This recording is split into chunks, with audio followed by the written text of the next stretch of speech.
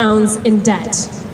I then had to work for free for over a year in order to gain work experience. And now I pay over half of my salary on rent. 50 years ago today, my dad was about to turn 20. His university place was funded by a state who believed in investing in the future. He left university with no debts. He then got a job relatively easily in teaching, which was a nice job in those days. And then he bought his first house for £7,000, approximately half of a year of his salary. If I was to buy the same house today as my dad did then, it would cost me over 30 years of my full salary. I am here today to say that this is not okay.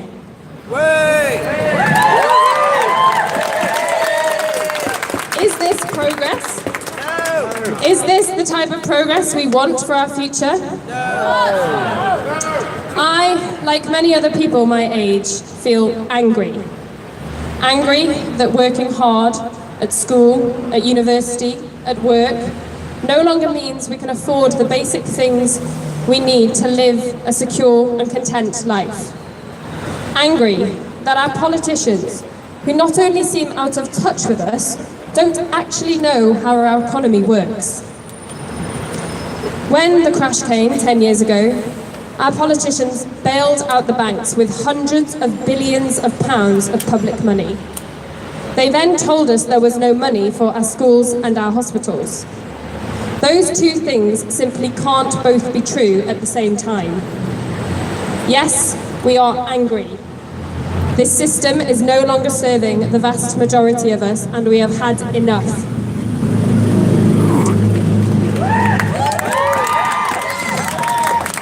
And we know through our collective research, through the lessons and evidence of history, through our debates, that it does not have to be this way.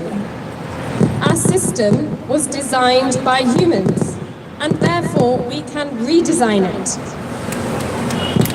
We want a government that is willing to take on this wealth-extracting financial sector. Not an easy thing to do, but we want a brave government who is willing to invest in our futures and give us something to vote for. Here are our demands. We want our politicians to end too big to fail banking.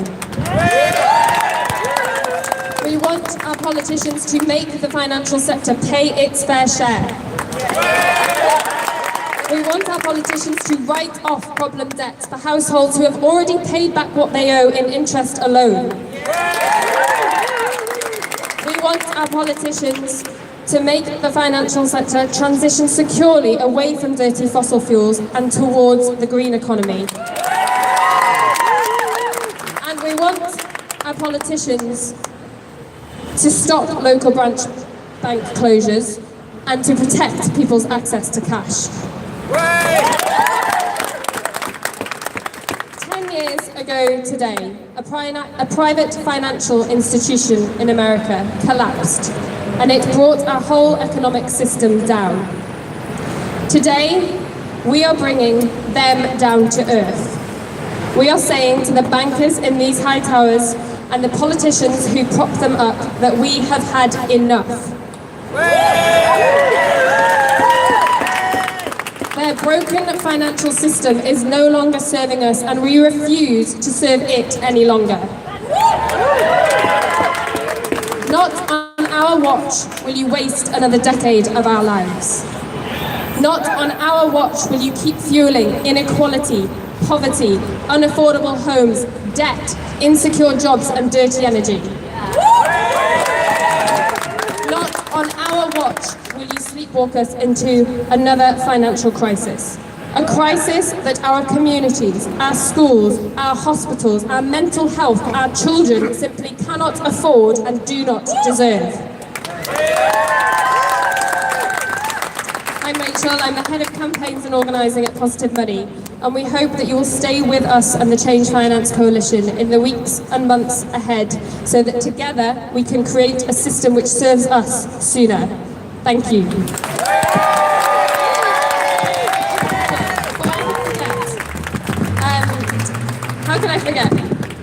help us say goodbye to this broken banking system. We've made an anniversary card to the banks.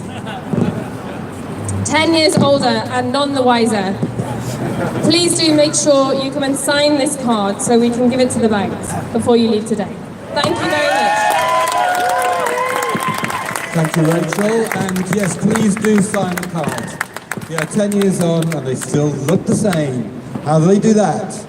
Okay, so I'm very pleased to welcome our next speaker. And I'm just checking as well whether... Okay. All right, so on the mic, that's been sorted out. I'm very pleased to welcome our next speaker.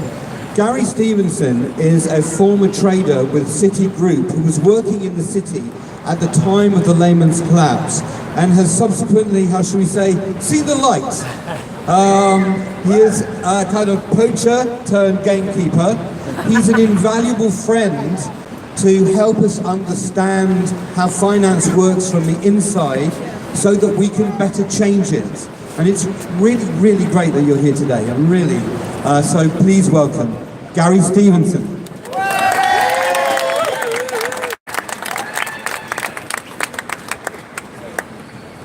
I worked for one of the institutions that was bailed out during the Lehman crisis 10 years ago. I was a trader for Citibank for 5 years, and I want to speak to you a little bit about what I learned.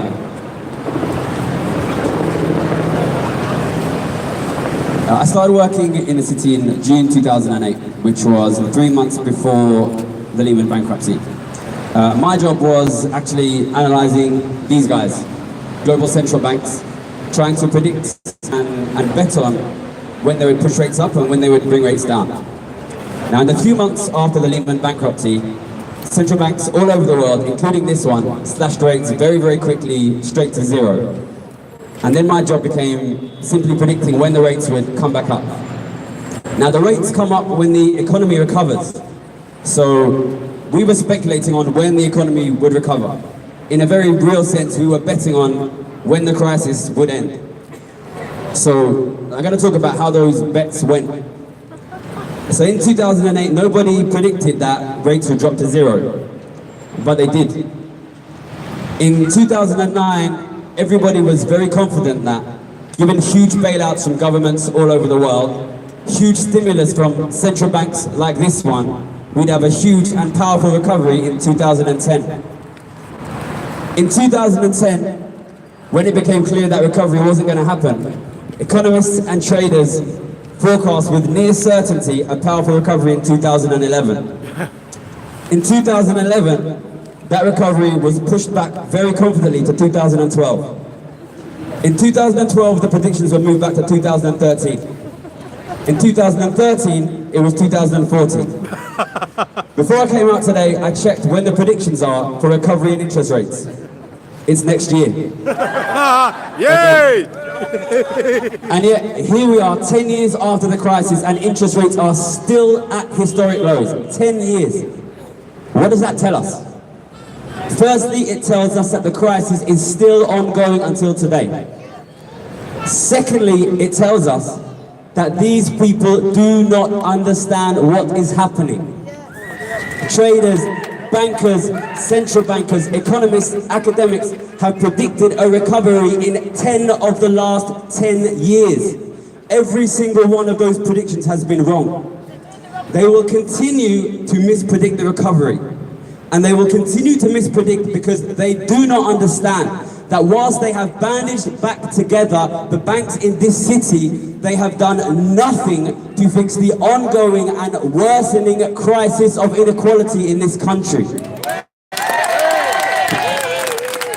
That inequality pushes our wages down. It makes housing unaffordable. It damages the economy, and almost none of those bankers and economists have any personal experiences of the pain of that inequality.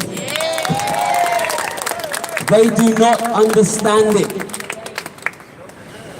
But if we fix that inequality, then so much becomes possible. Affordable housing becomes possible. Good jobs become possible. Education, good healthcare, it becomes possible. But it's only possible if we find a way to distribute the resources of this society with some semblance of fairness.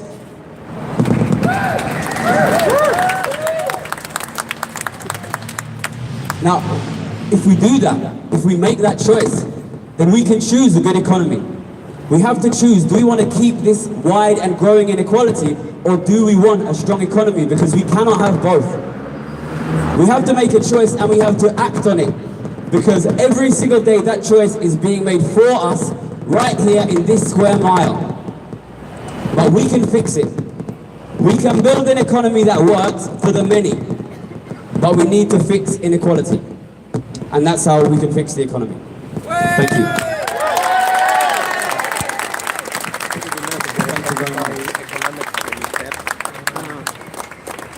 How much is that cost? Thank you very much, Gary. And you can see how much of an invaluable friend he can be to us, you can be to us, in helping us to understand how to change finance for the better. So I'm very pleased to welcome our next speaker. Naomi Colvin is a writer, activist and spokesperson for Occupy London. She was one of those camping down the road outside St Paul's in the winter of 2011, 2012. Please give a very warm welcome to Naomi Colvin.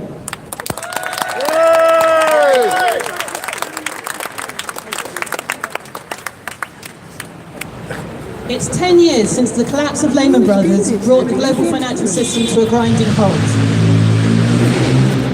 It's also 10 years since the decision was made that the costs incurred by a few should be socialised and borne by the many. As a result of the UK's reliance on financial services and the lax regulatory environment we have around these parts, a decade on, the UK is still experiencing its biggest decline in living standards since the war, the longest lived. While the burden has been general, it has also been particular. Exacerbated by the harmful austerity policies of successive governments, the costs of the crisis have fallen disproportionately on those least able to bear them. The disabled, those on low incomes, the sick. If it's 10 years since the crash, that means it's nearly 8 years since that profound political failure brought Occupy London into being. In St Paul's Churchyard and eventually in 4 other sites in and around the square mile. In London, as elsewhere, Occupy was a spontaneous convergence of a range of forces, all brought together by a shared realisation that the current political system is deeply dysfunctional and a reset badly needed. As the initial statement collectively agreed on day 2 of the occupation stated, the current system is unsustainable. It is undemocratic and unjust. We need alternatives, and this is where we work towards them. Occupy was not anti-politics. It was deeply committed to finding commonly held positions on which to base a new politics. The first point from the economic statement agreed that December was that banks and financial institutions need to be accountable to society. And if there's one thing that being involved in Occupy demonstrated to me, it's that financial institutions and those who depend on them are deeply afraid of being held accountable.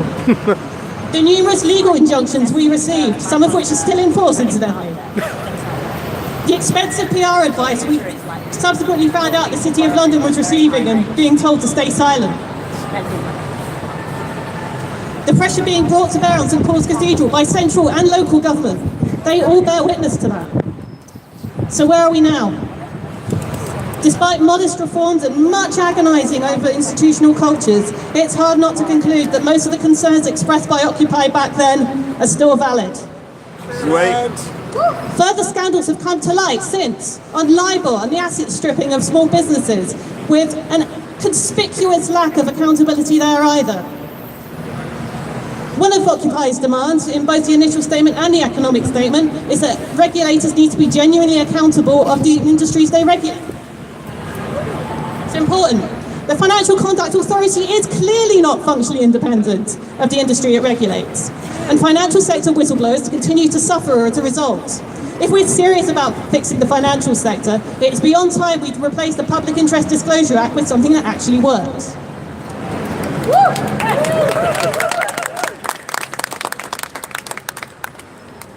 Occupy and everyone involved in it was correct to assert that the political system has to change before the financial system can be reformed to work for everybody. And it's there that we've seen the most dramatic changes in the past 10 years, some of which are pretty heartening. A broader range of voices are being heard, enabled by technology, including some who were completely disenfranchised before. New actors are putting life back into old structures.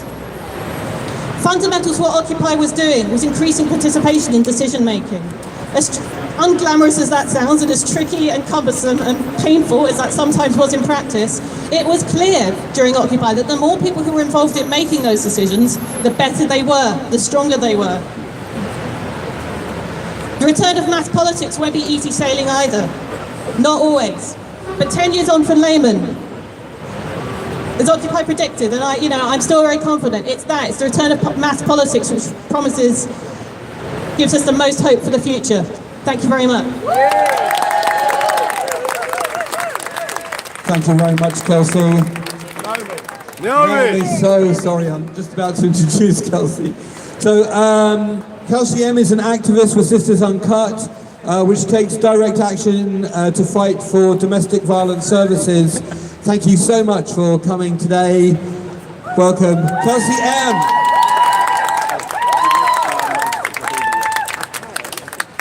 Two women a week are murdered by a current or former partner.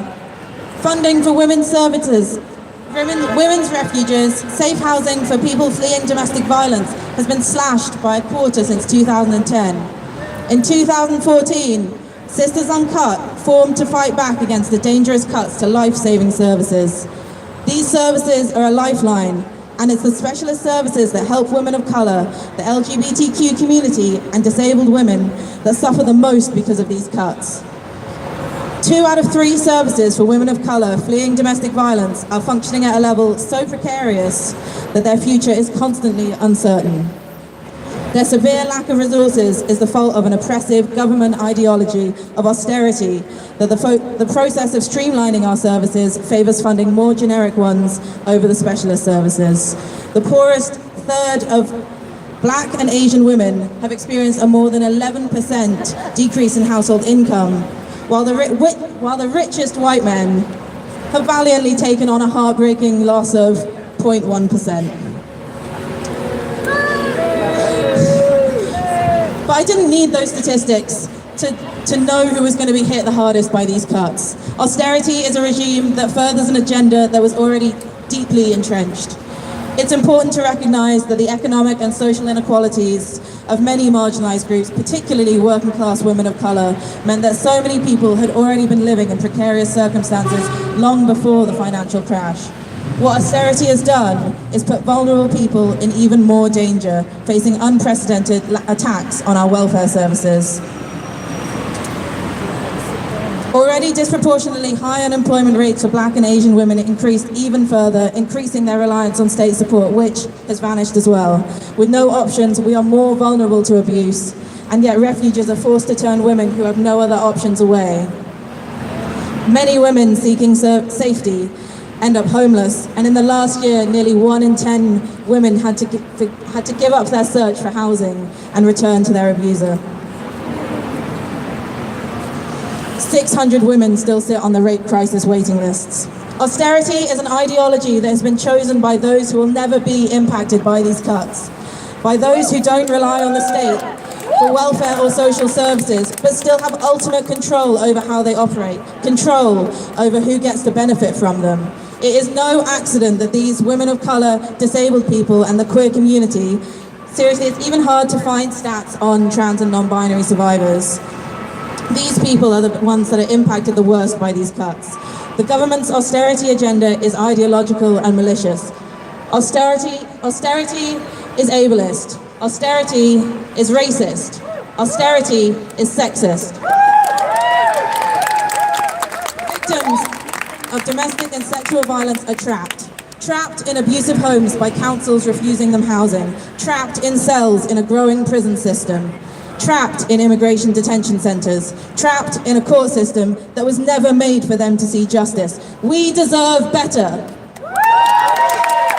Sisters Uncut demands that the state provides the funding needed for specialist domestic and sexual violence services to meet the needs of all survivors. We demand a long-term funding plan from central, local and devolved government. We demand access to safe and secure social housing for all, with priority to survivors. We demand real resources to help us heal our own communities without a violent criminal justice system. Services must be run for survivors and not for profit. To those in power, our message is this: your cuts are violent, your cuts are dangerous, and you think that you can get away with them because you're targeting the people that you perceive to be most powerless. We are those people. This is where you've got to repeat what I say, okay? We stand against austerity. We stand against austerity. We will not be silenced. We will not be silenced. We stand united. We stand united. And fight together. And fight together. And together we will win. And together we will win. Thank you, Kelsey Ann. Austerity is indeed ideological and malicious.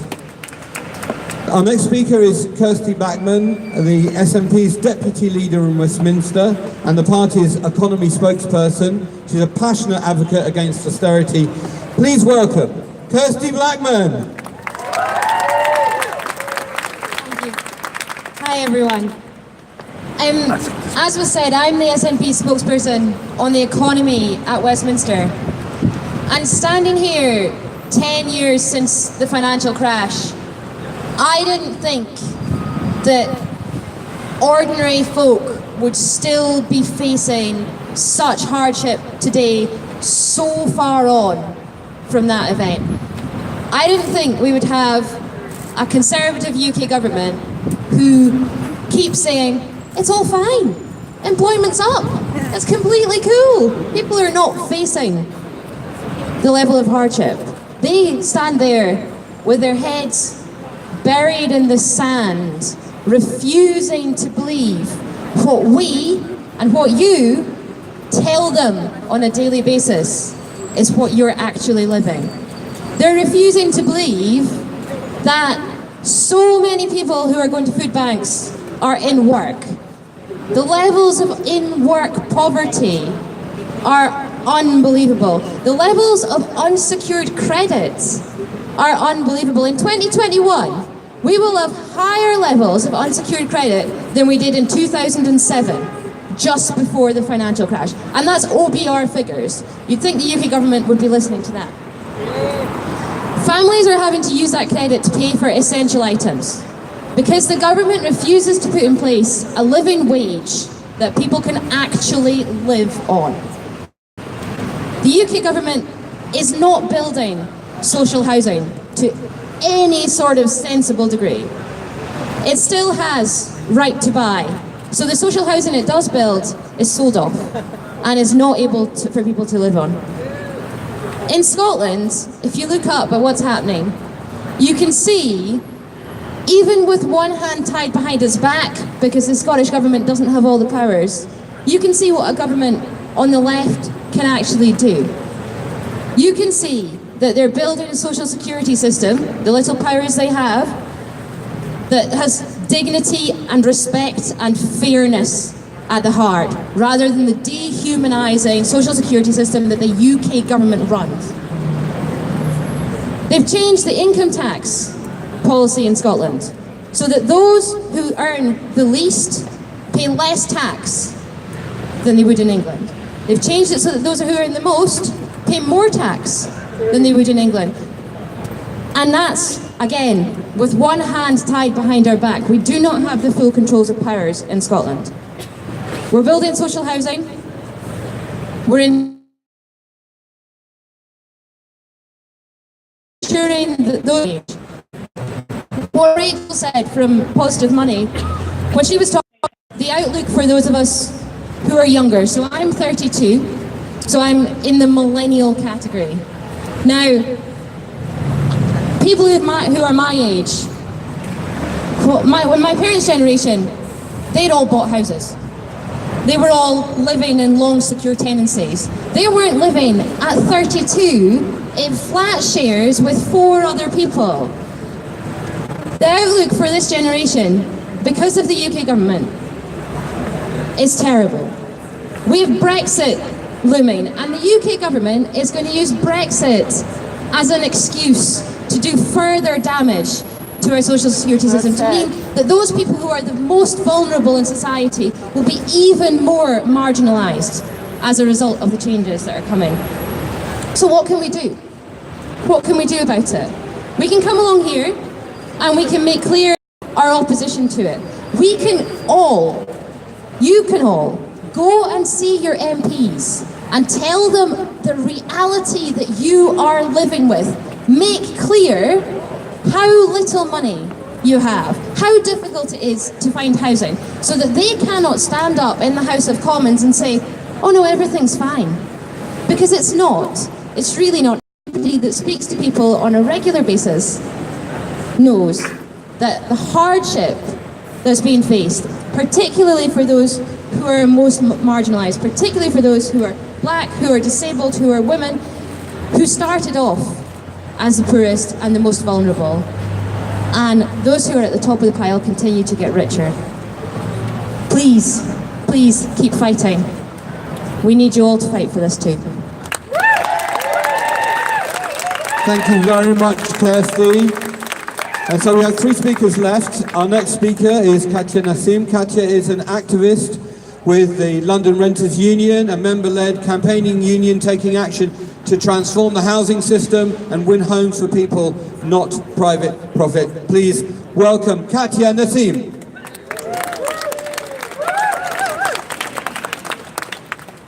So I want to talk a little bit about what caused the financial crash in the first place.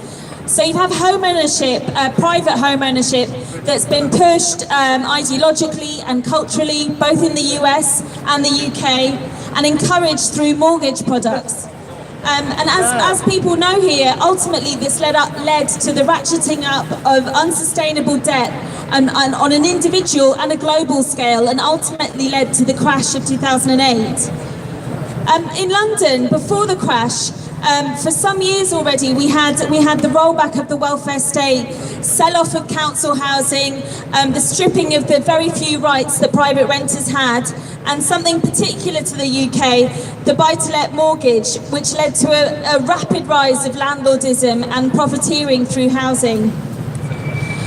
So in London already, prior to the crash, you had a situation where there was not enough council housing or social housing, and housing had become something that was treated as a commodity or something to make a profit from, rather than as a home for people to live in.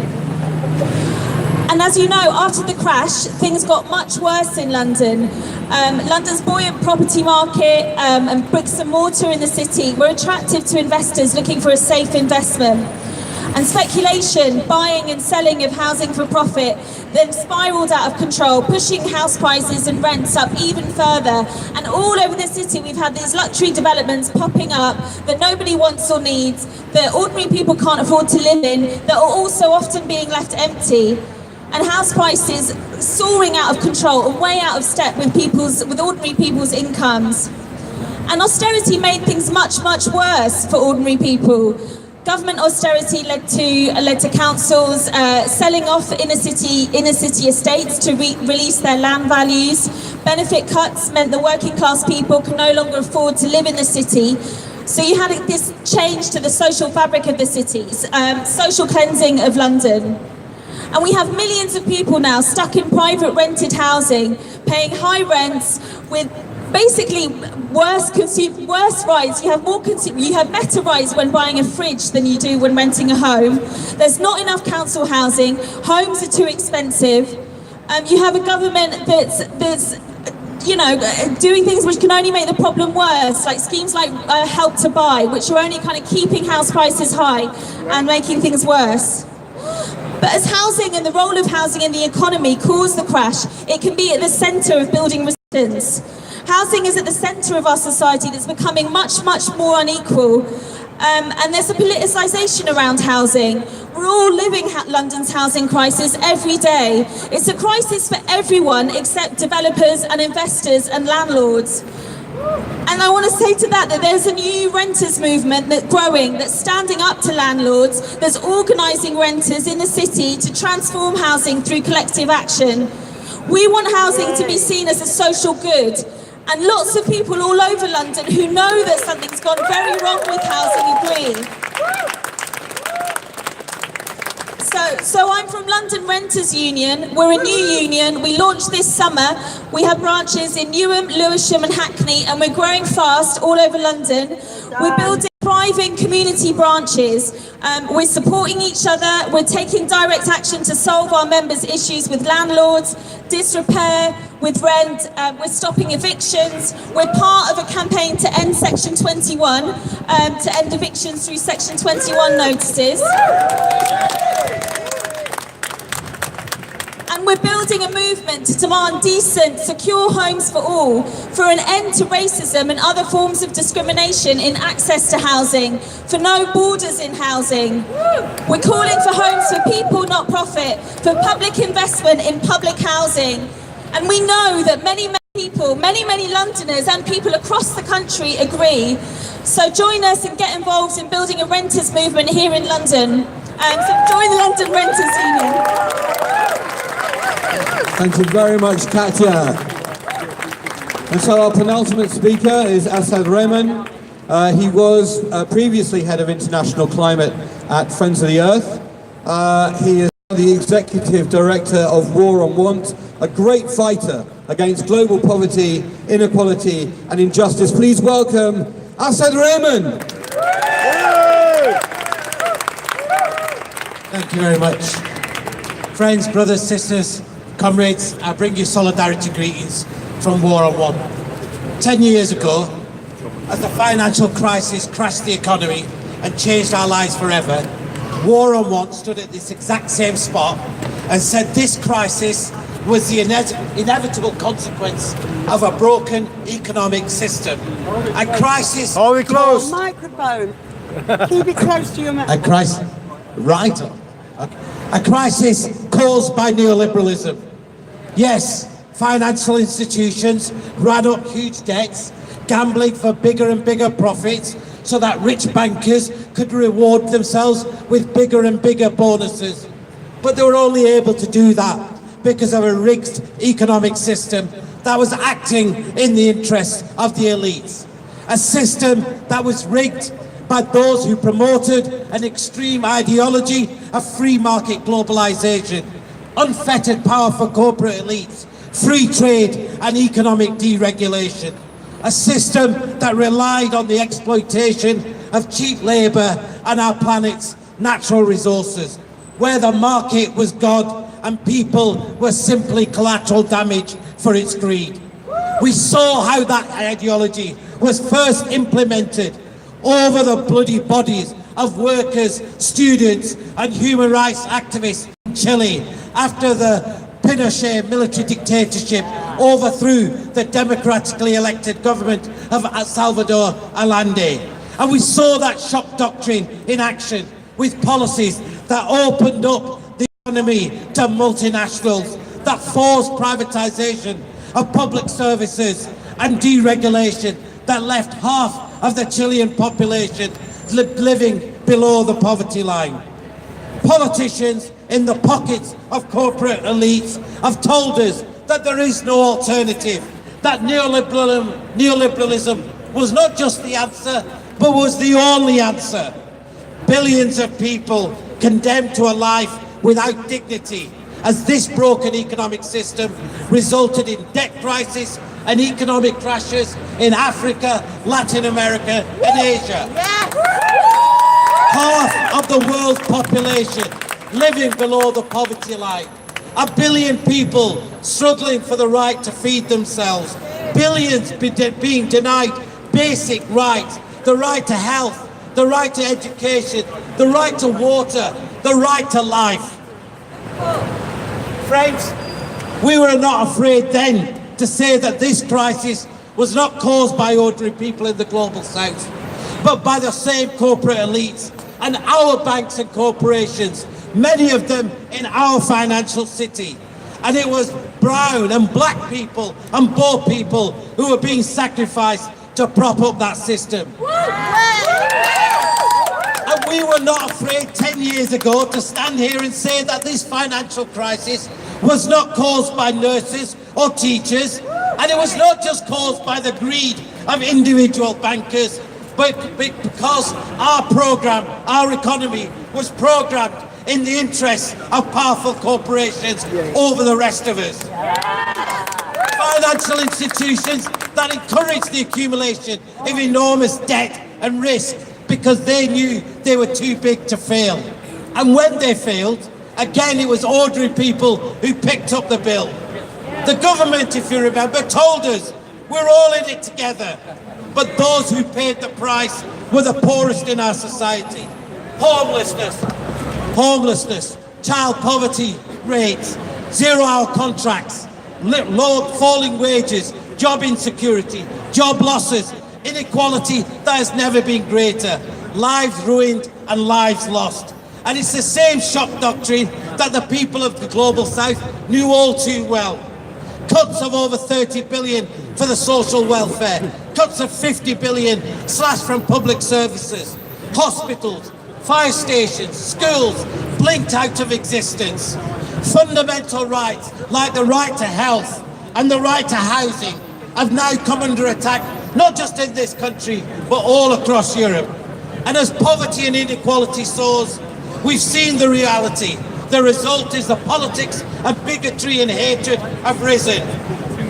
And it's the engine, and it is that engine that is driving the rise of the far right across the world, blaming black and migrant people for the ills of our economic system. And it's this same broken economic system that continues to prioritise the interests of the rich and the powerful instead of valuing everybody's needs equally. But friends, our choice isn't between the far-right economic nationalism or the neoliberalism of the elites.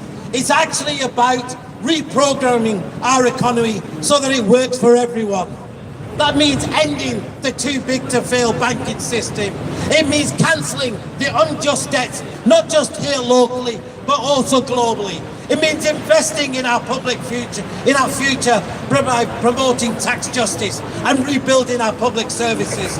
It means redirecting our finances for the public good. It means it's time for us, friends, to rewrite the rules and put people first. And I want to give a special shout out because all around the country today, there are people also taking action outside HSBC branches, calling on our banks to take action to stop investing in arms sales to Israel and other countries violating human rights. Because friends, we need our banks to be investing in socially useful goods. But our job now, friends, is to build our movement, is to build our power, to make our politicians act for us and not in the interests of the corporate elites. Because friends, the next crisis are just around the corner. The planetary crisis, the debt crisis, a crisis of humanity. For that, friends, we need to build a movement not just here in this country, but a global movement for justice that rebuilds our economy, that makes our banks work for us, and says everybody has a right to a dignified life. Thank you. Thank you so much, Asad. And now, it's my very great pleasure to introduce to you the Shadow Chancellor, John McDonnell. Thanks a lot. Can I thank the organisers of this event? It would have been wrong to allow this anniversary to pass without ensuring that we have the debate about what caused the crisis, what the results are, where we are now and where we need to go. We know what caused the crisis. It was greed and it was deregulation. It was the hegemony of neoliberal free market economics from the days of the Big Bang under Margaret Thatcher in the mid-80s right the way through to 2007, 2008. When I was in Parliament then, I was the first MP to raise the issue of Northern Rock and Granite, the offshore deal that Northern Rock did.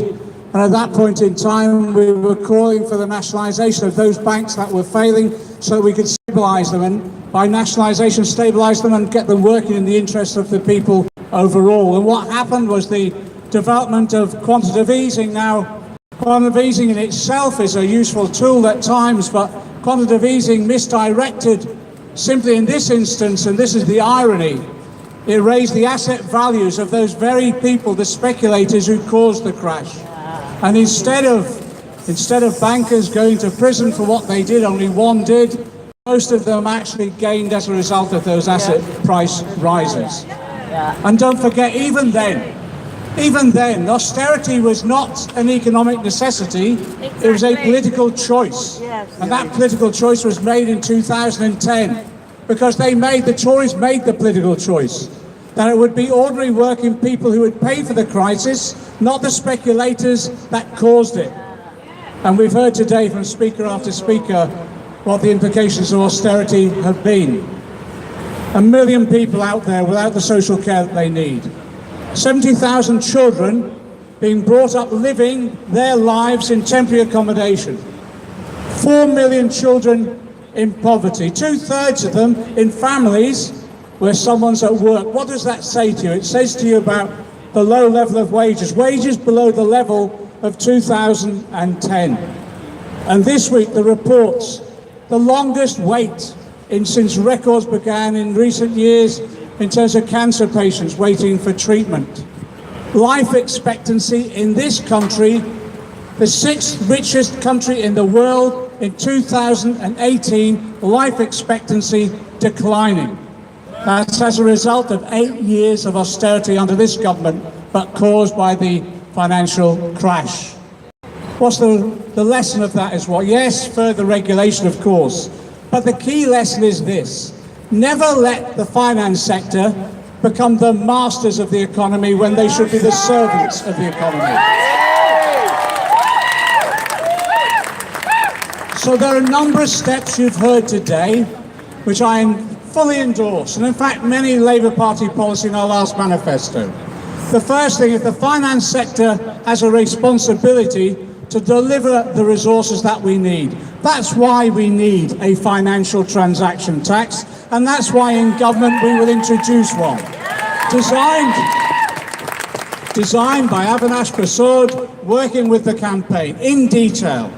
And again, a relatively minor advance, because it will bring us about 4.5 to 5 billion. What will that pay for? Well, it will pay for children actually being able to go to school and free childcare, enabling them to have the best start in life. And it's not much for us to ask the city to contribute towards. But we've also said now we're facing the 4th industrial revolution. We need the finance sector, the city now, to harness the resources of finance, to invest in the real economy. At the moment, if you look at the report recently produced by Graham Turner, it demonstrated still that the finance sector are harvesting the resources of the productive element of the economy and investing them where? In property speculation. And it is bizarre. Some of that property speculation is in agricultural land, whilst agricultural production is declining. What does that say to you? It means that none of the lessons of the crash have been learnt deep into the city and the finance sector itself. So we've said we need structural change. Yes, we'll introduce the financial transaction tax. We'll also introduce a strategic investment board, yes, which brings the bank, the treasury, the business department, business leaders and trade union leaders together, in which we harness the resources and invest them in long-term, stageable, patient investment in the skills and new technology that we need to face the 4th industrial revolution. And yes, we'll tackle the issue of tax evasion and tax avoidance, because in the last general election, you know, they accused me of having a magic money tree. Well, I found it. It's in the Cayman Islands. We're going to dig it up and bring it here. And we'll use those resources then, harness from the city and harness from a fair taxation system, to invest in the education, the NHS, the environment, the jobs that we need to ensure we restore and rebuild the social fabric of our society that they have destroyed. But also we're going to also tackle the other abuses that have been actually laundered through the finance sector as well. It is a disgrace that the City of London now has become the money laundering capital of the world. We will address the issue of money laundering. We will tackle, actually, yes, it is often the Russian oligarchs that are doing it. but also we will tackle the whole issue of overseas companies owning properties in this city that are doing it often with hot money, but also they're doing it which is forcing land prices up and enabling people really to exploit and speculate in property here when people desperately need a roof over their head. All of that will come as we democratise our economy, and part of that democracy will be the restoration of trade union rights, but more in terms of restoration of trade union rights, it's making sure that actually workers themselves will have a role in their companies, both in terms of on the board, but as we said last week, the distribution of shares collectively to workers so that they will own their company as well as we go forward. And in that way, enable the company to be planned for the long-term interests of the workers and wider society overall. All of these policies actually are simple, pragmatic, common sense that we're arguing for. And actually at the moment I'm touring around the city meeting asset managers and bankers and others and basically saying actually most of this you will agree with because you will get a decent rate of return. But the message is this: you'll get a decent rate of return, but we're not being ripped off anymore. Ripped off by speculation, privatisation, job cuts, exploitation of workers as well. All of those policies now we're advocating. It's interesting.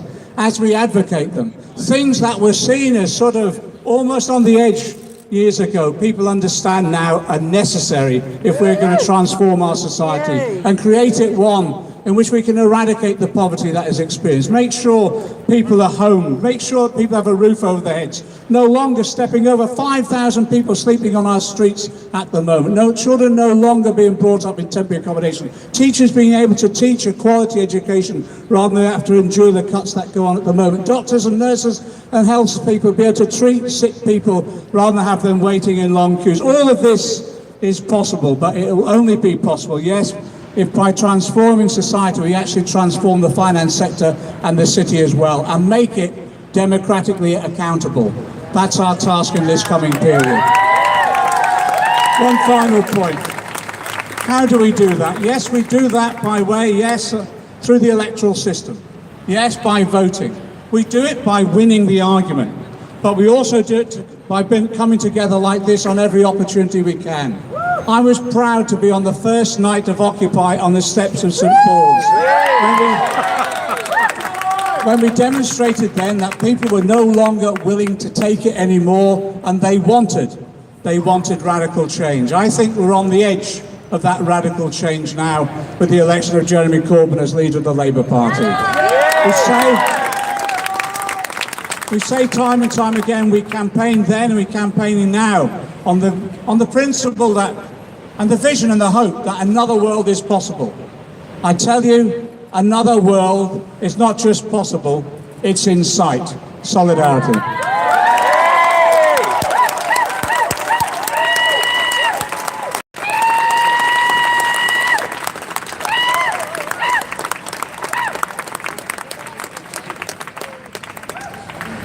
So let me close this rally by firstly thanking everyone who has made today possible. Thank you to the people who have set up the stage, sorted it out. Thank you so much to all the voluntary stewards who have come along. Thank you to all the staff at Positive Money, at the Robin Hood Tax Campaign, at Unite, at War and Want, who have done a huge amount of work to make today possible.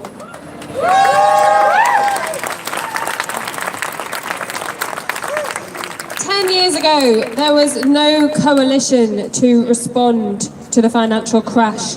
There was no coalition ready to challenge the financial sector. That is changing. We have come a long way in the last 10 years, and we are on the right trajectory. We are better connected, we are better skilled, we are much more ready than we were.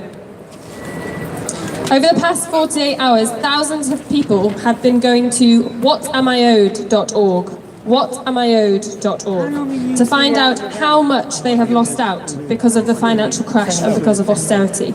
And they have then been emailing and tweeting Philip Hammond, demanding he give us what we're owed and fix the financial system that caused the economic crash. So please, make sure you have found out your number by going to whatamiowed.org and by emailing and tweeting Philip Hammond to demand he make the change. This campaign doesn't end now, it starts now.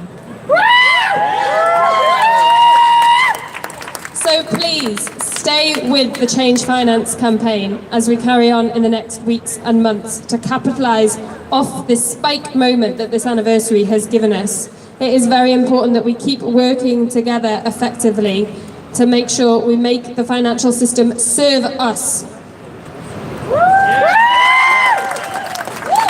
Finally, I want to say a huge, huge thank you to all of the speakers who have joined us here today. And the biggest thanks of all goes to all of you who have come out to support us today. Thank you so much. We really look forward to working with you. Thanks guys, that's all we Occupy This Network. See you soon.